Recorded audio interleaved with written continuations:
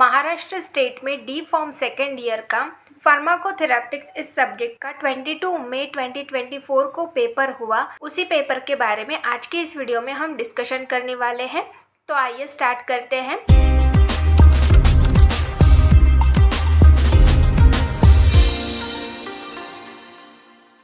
नमस्कार, आपका स्वागत है हमारे चैनल द फार्मा कोर्स 2.0 पे।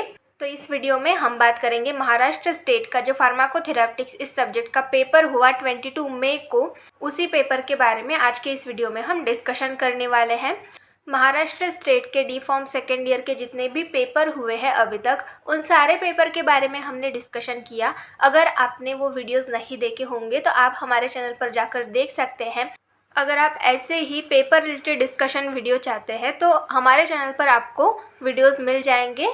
वीडियो आपको पसंद आते हैं तो वीडियो को लाइक करिए, अपने दोस्तों के साथ भी शेयर करिए और चैनल को सब्सक्राइब करिए। तो आइए स्टार्ट करते हैं पेपर के बारे में। पेपर किस तरीके से आया है फार्माकोथेरेपिक्स का, उसके बारे में देखेंगे। तो सबसे पहला क्वेश्चन है question number 1, attempt any 6 of the following. तो कोई भी 6 क्वेश्चन यहाँ से हमें सॉल्व करने हैं। 7 क्वेश्चन हमें दिए गए हैं। सेम 30 मार्क्स के टोटल क्वेश्चन होने वाले हैं, 6 क्वेश्चन, जो कि हर एक क्वेश्चन होगा 5 मार्क का। तो सबसे पहला क्वेश्चन है, right the pharmacological and non pharmacological management of diabetes mellitus. तो डायबिटीज मेलाइटस से रिलेटेड सबसे पहला क्वेश्चन है, इसका फार्माकोलॉजिकल और नॉन फार्माकोलॉजिकल मैनेजमेंट आपको यहाँ पर लिखना था। देन नेक्स्ट है question number B, explain the clinical manifestation and non pharmacological management of hypertension. तो हाइपरटेंशन के क्लिनिकल मैनिफेस्टेशन मतलब जो सिम्टम्स होते हैं वो यहाँ पर आपको लिखने थे, और नॉन फार्माकोलॉजिकल मैनेजमेंट जो है वो यहाँ पर आपको लिखना था हाइपरटेंशन का। तो इस तरीके से बहुत ही आसान सा क्वेश्चन आया था। देन नेक्स्ट है question number C, give the definition of pharmacotherapeutics and mention the objectives of pharmacotherapeutics. तो फार्माकोथेरेपिक्स की यहाँ पर आपको डेफिनेशन पूछी गई है और फार्माकोथेरेपिक्स के ऑब्जेक्टिव्स क्या होते हैं वो यहाँ पर आपको लिखने के लिए कहा गया है। देन नेक्स्ट है question number D, right about clinical manifestation of Parkinson's disease, explain pharmacological treatment of Parkinson's disease. तो पार्किंसंस डिसीज की यहाँ पर आपको क्लिनिकल मैनिफेस्टेशन मतलब सिम्टम्स लिखने के लिए कहा गया है, और explain pharmacological treatment of Parkinson's disease. तो पार्किंसंस डिसीज जो है उसके जो फार्माकोलॉजिकल मैनेजमेंट मतलब जो ट्रीटमेंट है वो आपको यहाँ पर लिखना है। देन नेक्स्ट है question number E, give the aetiopathogenesis of tuberculosis, explain the pharmacological management of tuberculosis.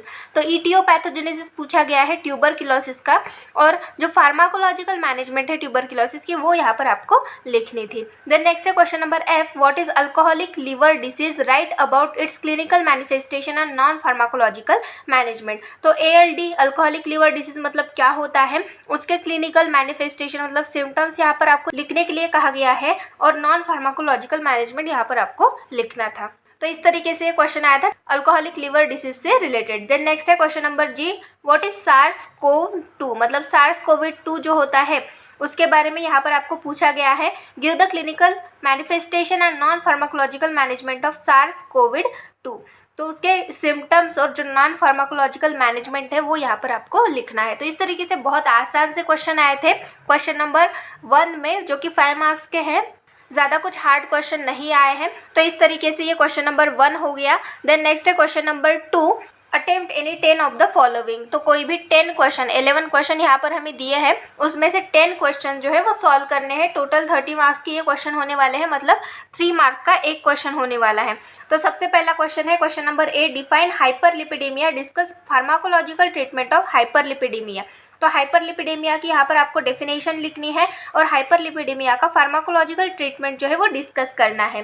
Then next है question number B, write about the cause and symptoms of megaloblastic anaemia. तो मेगालोब्लास्टिक एनीमिया के causes क्या है और उसके symptoms क्या है वो यहाँ पर आपको लिखने हैं। देन नेक्स्ट है question number C, define epilepsy, discuss classification of epilepsy. तो इपिलेप्सी की यहाँ पर आपको डेफिनेशन लिखनी थी, और उसका जो क्लासिफिकेशन है वो यहाँ पर आपको डिस्कस करना था। देन नेक्स्ट है question number D, what do you mean by COPD, explain its etiopathogenesis. तो what do you mean by COPD? COPD मतलब क्रोनिक ऑब्स्ट्रक्टिव पल्मोनरी डिसीज। तो क्रोनिक ऑब्स्ट्रक्टिव पल्मोनरी डिसीज मतलब क्या होता है वो यहाँ पर आपको लिखना था, और इसकी इटियोपैथोजेनेसिस यहाँ पर आपको लिखनी थी। देन नेक्स्ट है question number E, define osteoarthritis, give the aetiopathogenesis of osteoarthritis. Osteoarthritis की डेफिनेशन लिखनी थी, और उसकी इटियोपैथोजेनेसिस यहाँ पर आपको लिखनी थी। देन नेक्स्ट है question number F, discuss any 3 class of drug use in the treatment of peptic ulcer. तो पेप्टिक अल्सर के ट्रीटमेंट के लिए जो भी ड्रग्स यूज़ किए जाते हैं उनमें से सिर्फ 3 क्लास यहाँ पर आपको लिखने के लिए कहा गया है, तो वो 3 क्लास यहाँ पर आपको डिस्कस करने थे। देन नेक्स्ट है question number G, discuss etiopathogenesis and of anxiety. तो यहाँ पर ईटियोपैथोजेनेसिस ही लिखना है एंजाइटी की, जो एंजाइटी की ईटियोपैथोजेनेसिस है वही डिस्कस करनी है। तो इस तरीके से ये क्वेश्चन आया है एंजाइटी से रिलेटेड। देन नेक्स्ट है question number H, define standard treatment guidelines as per WHO, mention any 4 advantages of standard treatment guidelines। तो standard treatment guidelines की definition आपको यहाँ पर लिखनी थी जो कि WHO के अकॉर्डिंग है, और उसके जो advantages है 4 advantages यहाँ पर आपको लिखने थे STGs के, मतलब standard treatment guidelines के। Then next है question number I, define glaucoma, explain its clinical manifestation. Glaucoma की डेफिनेशन यहाँ पर आपको लिखनी थी और उसके सिम्टम्स लिखने थे। देन नेक्स्ट है question number J, what is dysmenorrhoea, write about its clinical manifestation. तो डिस्मेनोरिया मतलब क्या होता है और उसके सिम्टम्स यहाँ पर आपको लिखने थे। देन नेक्स्ट है question number K, what are the strategies for overcoming antibacterial resistance. तो एंटीबैक्टीरियल रेजिस्टेंस को कम करने के लिए जो स्ट्रैटेजीज होती है वो यहाँ पर आपको लिखनी थी। तो इस तरीके से ये 3 मार्क्स के क्वेश्चन आए थे, इसमें से कोई भी 10 क्वेश्चन आपको सॉल्व करने थे। ये भी बहुत आसान से क्वेश्चन आए थे, जो हमने टॉपिक्स देखे थे इंपॉर्टेंट क्वेश्चन में, उन्हीं टॉपिक में से आए थे ये क्वेश्चंस। तो इस तरीके से ये क्वेश्चंस हो गए। देन नेक्स्ट हम देखेंगे क्वेश्चन नंबर 3 के बारे में। क्वेश्चन नंबर 3 जिसमें हमें मल्टीपल चॉइस क्वेश्चंस दिए रहते हैं।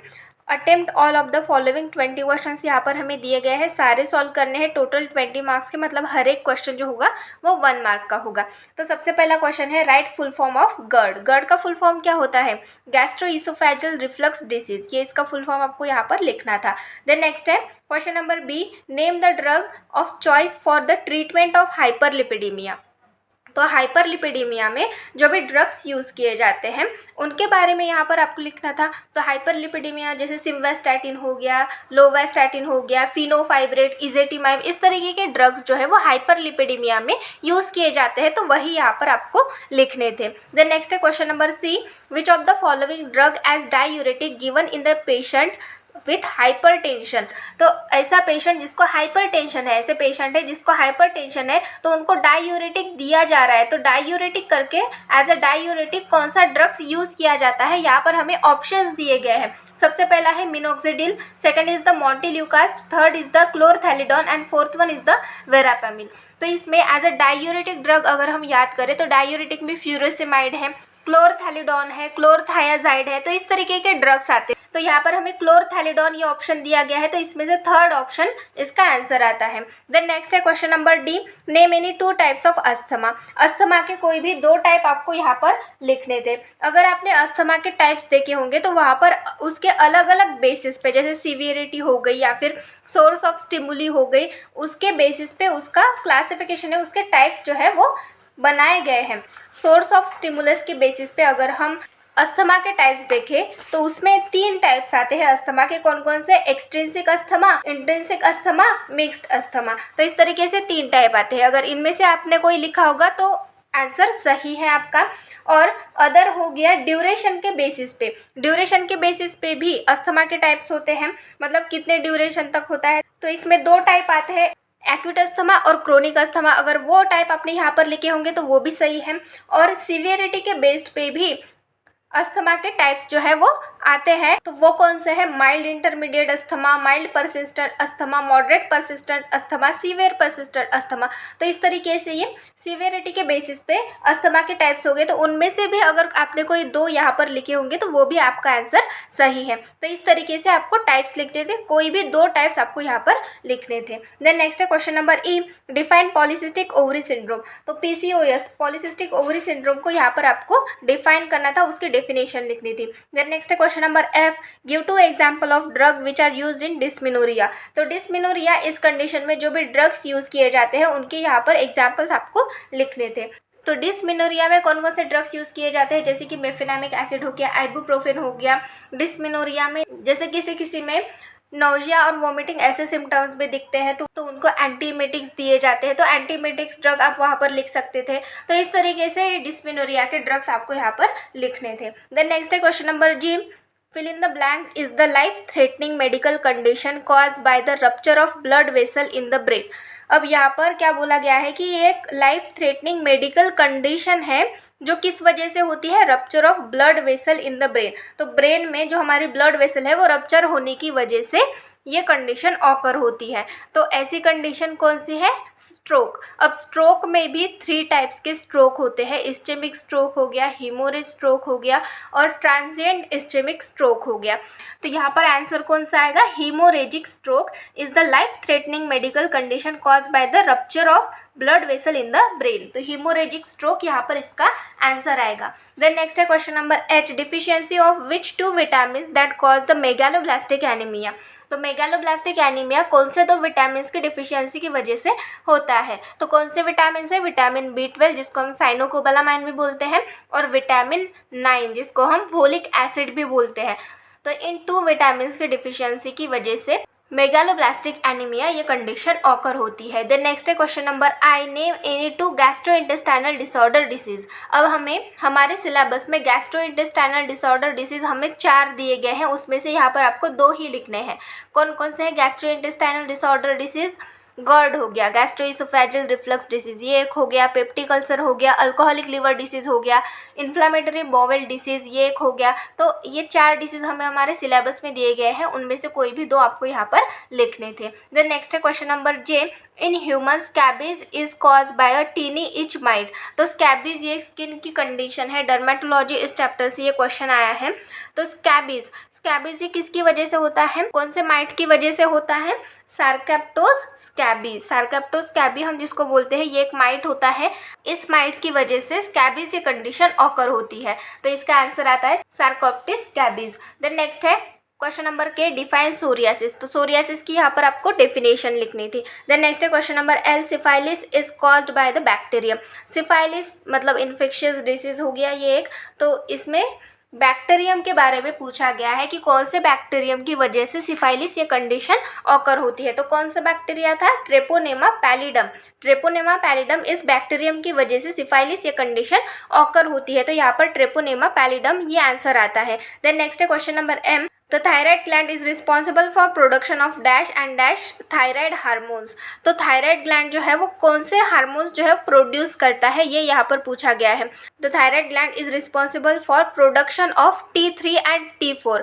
T3 और T4 लिखते तो भी चलता, या फिर ट्राई आयोडोथायरोनिन और थायरोक्सिन, ये इसके यहाँ पर आपको आंसर लिखने थे। तो ये आंसर भी आप यहाँ पर लिखते तो भी ये आंसर सही होते। तो इस तरीके से इसका आंसर आता है ट्राई आयोडोथायरोनिन और थायरोक्सिन। तो इस तरीके से ये क्वेश्चन नंबर एम हो गया। देन नेक्स्ट है question number N, which drug used in the Parkinson's disease as dopamine precursor. तो एज अ डोपामिन प्रिकर्सर करके कौन सा ड्रग पार्किंसंस डिसीज में यूज़ किया जाता है। तो लीवोडोपा ये ड्रग है जो कि एज अ डोपामिन प्रिकर्सर करके पार्किंसंस डिसीज में यूज़ किया जाता है। देन नेक्स्ट है question number O, name the 2 bronchodilator use to treat asthma. तो अस्थमा को ट्रीट करने के लिए जो भी ब्रोंकोडायलेटर्स यूज किए जाते हैं वो यहाँ पर आपको लिखने थे। कोई भी 2 ब्रोंकोडायलेटर्स यहाँ पर आपको लिखने थे। तो ब्रोंकोडायलेटर्स इस कैटेगरी में एग्जाम्पल्स कौन कौन से आते हैं, जैसे साल्बुटामोल हो गया, टर्बुटैलिन हो गया, थियोफाइलिन हो गया। तो इसमें से कोई भी 2 आपको यहाँ पर लिखने थे। तो इस तरीके से यहाँ पर आपको आंसर लिखना था। देन नेक्स्ट है question number P, ibuprofen is use for the treatment of. तो आइबुप्रोफेन ये किस कैटेगरी से बिलोंग करता है, NSAIDs। NSAIDs मतलब non steroidal anti inflammatory drug, जो कि पेन में, फीवर में, इन्फ्लामेशन में यूज़ किए जाते हैं। तो सबसे पहला है सोरियासिस। तो सोरियासिस ये स्किन की कंडीशन है, इसमें यूज़ नहीं किए जाते। सेकंड है डायबिटीज़। डायबिटीज़ की कंडीशन में भी जो NSAIDs है वो यूज़ नहीं किए जाते। माइग्रेन में क्या होता है, पेन होता है, हेडेक होता है। तो यहाँ पर पेन होता है, तो पेन के लिए आइबुप्रोफेन यूज़ किया जाता है। तो इसका आंसर आएगा माइग्रेन। एनीमिया में तो यूज़ नहीं किया जाता, एनीमिया में RBCs है वो कम हो जाती है, तो इसमें भी आइबुप्रोफेन का कोई रोल नहीं होता। तो इसका आंसर आता है third, option number third, migraine. Question number Q, dash is a good cholesterol in blood. तो गुड कोलेस्ट्रॉल कौन सा है हमारे ब्लड का, वो यहाँ पर आपको पूछा गया है। सबसे पहला ऑप्शन है HDL, second is the LDL, third is the VLDL and fourth one is the triglyceride. तो जो HDL है, हाई डेंसिटी लिपोप्रोटीन, इनको गुड कोलेस्ट्रॉल कहा जाता है। तो इसका आंसर आपका फर्स्ट आएगा। LDL मतलब होते हैं बैड कोलेस्ट्रॉल। तो इस तरीके से HDL ये आपका यहाँ पर आंसर आएगा। देन नेक्स्ट है question number R, define rational use of medicine as per WHO। तो WHO के according rational use of medicine की डेफिनेशन यहाँ पर आपको लिखनी है। देन नेक्स्ट है question number S, what are the symptoms of bacterial conjunctivitis. तो बैक्टीरियल कंजक्टिवाइटिस के सिम्टम्स क्या है वो यहाँ पर आपको लिखने हैं। तो सिम्टम्स किस तरीके के होते हैं, थिकी, डिस्चार्ज फ्रॉम द आई, ये हो गया रेडनेस, इचीनेस, तो इस तरीके के सिम्टम्स यहाँ पर आप लिख सकते थे। देन नेक्स्ट है question number T, fill in the blank is defined as the burst of electrical activity in the brain's neurons। तो यहाँ पर क्या बोला गया है कि ये कंडीशन है जिसको डिफाइन किया गया है as a burst of electrical activity in the brain's neuron.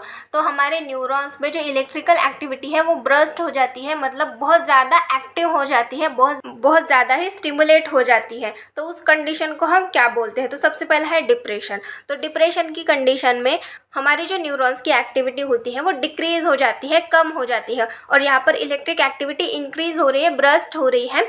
तो फर्स्ट ऑप्शन आएगा क्या, नहीं आएगा। सेकंड ऑप्शन है आर्थराइटिस।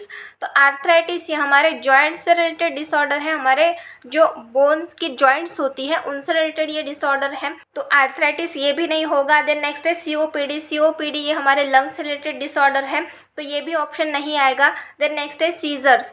सीजर्स में क्या होता है, हाइपर एक्साइटेशन ऑफ न्यूरॉन्स। तो हमारे न्यूरॉन्स जो होते हैं वो हाइपर एक्साइटेड होते हैं क्योंकि जो हमारी इलेक्ट्रिकल एक्टिविटी होती है न्यूरॉन्स की वो बढ़ जाती है। तो यहाँ पर आंसर क्या आएगा, सीजर्स। तो seizures is defined as the burst of electrical activity in the brain's neuron. तो हमारे न्यूरॉन में जो इलेक्ट्रिकल एक्टिविटी होती है वो बहुत ज़्यादा हाइपर एक्साइट हो जाती है। सीजर इस कंडीशन में, सीजर्स में हाइपर एक्साइटेड हो जाते हैं हमारे न्यूरॉन्स। तो इस तरीके से ये आंसर्स थे। तो इस तरीके से ये महाराष्ट्र स्टेट का फार्माकोथेरेप्टिक्स इस सब्जेक्ट का पेपर था। Thank you.